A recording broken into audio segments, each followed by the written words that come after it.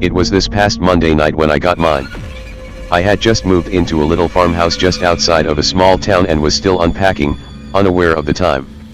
3 knocks on my front door. Pitch black outside my windows.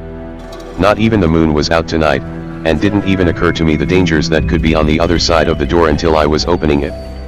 To my relief and puzzlement, there was only a rolled up piece of black paper tied with a black string, illuminated on my go-away mat by the lights from inside.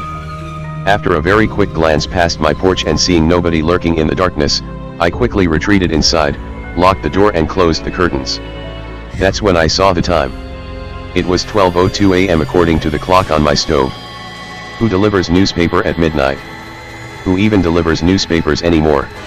Initially, I chalked it up to a prank on the new girl in town, but after finding the subreddit, well, I'm sure the rest of you who have also received this paper know how this feels. I was unnerved by its appearance at this hour, at this new address which had not yet been registered with mail forwarding because I'm a horrible procrastinator, and just in general. It was a thin, smooth, and completely pitch black piece of paper, only one, rolled into the way your typical newspaper would be, and tied neatly with black string. I sat at my kitchen table, paper before me still tied, debating whether or not to open it and read its contents. Eventually my curiosity won out.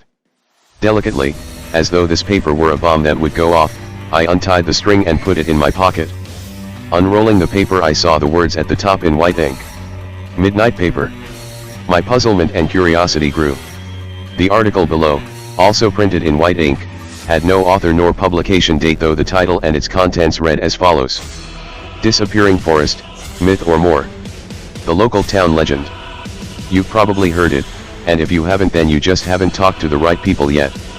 Everyone knows it exists, but not everyone will talk about it. Some people believe that if you talk about it, the forest will find you and turn you into mist. Others say that the forest only takes those who disrespect their land, but none will go walking in a heavily wooded area once the sun goes down. The stories all start the same.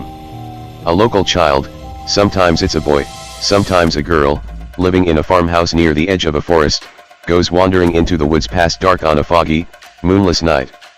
In some versions the child is simply looking for a lost pet and hears it just beyond the tree line, and in others the forest itself is whispering to the child. The parents don't realize their child is missing until the next morning, when they awake to find the bed empty and the front door ajar. The father immediately goes to the phone to call the police while the mother dons her coat and shoes. She's going to check the fields and the forest, she tells her husband. He regards her with confusion. What forest? Her heart sinks. She runs outside only to see the forest behind their house was missing too. The mother goes back in the house to share this revelation to her husband only to have him regard her with further confusion and now concern. He tells her they've never had a forest behind their house, that she must be delirious with worry. She swears it was there yesterday. After they finished talking to the police, the mother calls the neighbors down the road, in case they might have seen anything. While on the phone with them, she also asks about the forest behind their house, to which they declare to have no recollection of there ever having been a forest there, and they've been here for nearly 84 years, so surely they would remember such a thing. Months pass with no sign of their child. Eventually the mother's obsession with the forest that no one in town can seem to remember drives her husband away, leaving her in the farmhouse alone. Lost, alone, and confused beyond anything, the woman found solace in a bottle. One evening, just after the sun had gone down, the woman had run out of her favorite comfort beverage. Despite having had a few glasses of comfort already, she got behind the wheel of her car and began making her way to town to replenish her stock. The roads were still slick from a heavy rainfall earlier that day, and a fog was rolling in. Not being able to see it, she began drifting over the middle line as she approached a corner.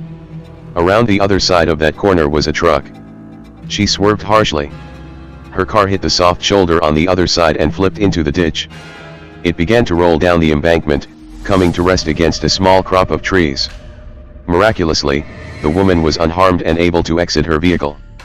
She knew she would be unable to climb back up to the road, and not thinking clearly for many reasons, she walked into the small forest. Fog swirled around her ankles, still she did not stop. Deeper and deeper into the trees she went, as if drawn forward by an invisible force. It began as a pang in her chest.